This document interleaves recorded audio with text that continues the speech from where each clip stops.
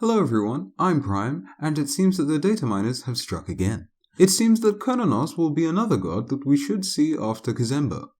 Now from the data miners' notes themselves, it looks like he'll either be a warrior, a guardian, a hunter, or a mage. But today, we're going to go over the mighty god of the hunt's lore, and interesting known facts about the deity that will give us some more food for thought as to what his kit may be. Cernunnos is a horned god found in Celtic mythology. He is connected with male animals, particularly the stag, and this has led him to be associated with fertility and vegetation. He is often portrayed with a beard and wild, shaggy hair. He is, after all, the lord of the forest.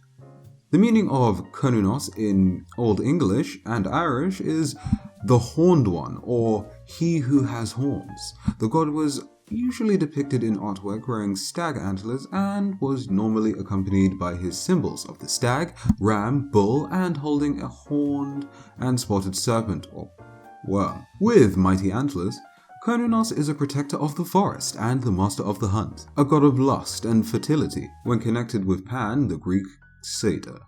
In some traditions, he's seen as a god of death and dying, and takes time to comfort the dead by singing to them on their way to the spirit world. Maybe he'll have some sort of healing ability in which he sings during the skill's animation, and sound waves would heal allies. Or this could be some sort of penetration or damaging ability, or a buff of some description. Considering Hyra's recent mass judgment of healers, your guess is as good as mine. Old Irish songs describe Cernunnos under the name of Indos. I'm not too sure how to pronounce that, so forgive me. As the son of the High King of Ireland, Cernunnos is no stranger to the battlefield and can protect his forest from ever being enchanted by deities for their evil purposes. He is called a wild hunter, a warrior, a poet, and was considered the god of nature who is the protector of trees, plants, and animals.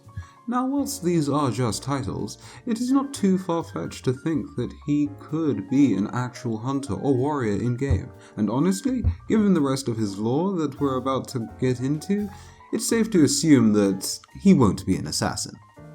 Cernunnos shows the exact same traits and symbols in common with the patron god of healers and magics known as Hermes, Conductor of Souls, the very same title given to the Lord of Death, whom the Celts recognize as Cernunnos, in his union with the Lady of Life. His other name of Herni, or Cerni, is very close to Hermes.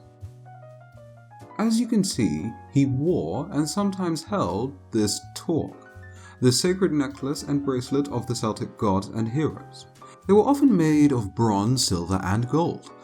When the Emperor Augustus made an alliance with the Celtic Gauls of France, he was presented by the Gauls with a gold torque weighing 100 pounds. This sacred jewelry was more than just a decoration. It was an ancient healing device that also revealed the secret religious rites of Celt. To me, it is even more likely that Cernunnos will be equipped with some sort of healing ability. We can only speculate as to what kind of healing ability this would be at this point, so feel free to leave your ideas or hopes for what this could be in the comments section down below. As I said, your thoughts are as good as mine. Herni was considered a divine hunter and was seen on his hunts carrying a great horn and a wooden bow, riding a mighty black horse accompanied by a pack of baying hounds. Mortals who get in the way of the wild hunt are swept up in it, and often taken away by Herni, destined to ride with him for eternity.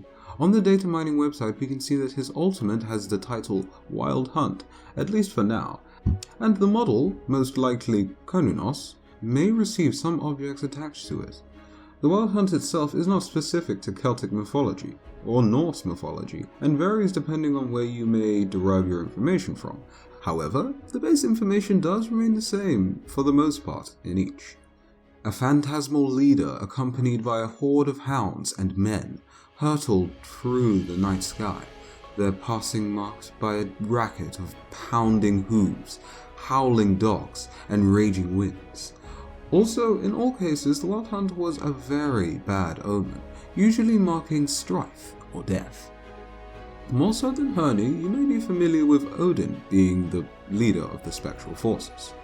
Under the guise of Wind God, mounted on his trusty 8-legged steed, Sleipnir, Odin was thought to be rushing through the skies, as it was thought that the souls of the dead were wafted away on the winds of a storm.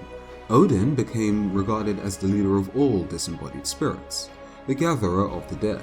Eventually, storms became associated with his passing. Odin, followed by the gods of the dead, would roam the skies, accompanied by furious winds and lightning and thunder. As years passed, the mythology of the hunt adapted to better fit the geographical location and time period. The Middle Ages, for instance, saw King Arthur as one of the lead huntsmen. With all of this in mind, I'm really excited to see what Hyros will give us for Cernunnos' ultimate. At first, I considered the Horned One, summoning the Hounds of the Wild Hunt, creating an area effect similar to Upwash's Empty the Crypt skill. We would then see several creatures rally to Cernunnos' side, and Cernunnos himself would mount a steed of some description. Thanks to this, he would then gain a great movement speed buff. The first enemy that he would strike with a basic attack whilst mounted on his steed would be targeted by the Wild Hunt, receiving damage from each phantasmal beast until the skill ends. If allies are standing close enough to Cernunnos whilst he is casting the skill, then they will gain a similar movement buff and their next basic attack will be empowered. Then again, his third skill currently will apparently allow Cernunnos to charge at his foes, so maybe he will summon the hunt as a pet or pets, and may command them to take different actions in a similar manner to how Raijan's ultimate allows him to show different blasts. Of course, this is all speculation at this point, and it's likely that we won't be seeing this god until March or even April, which also gives plenty of time for Hyros to change and develop the mechanics of this god.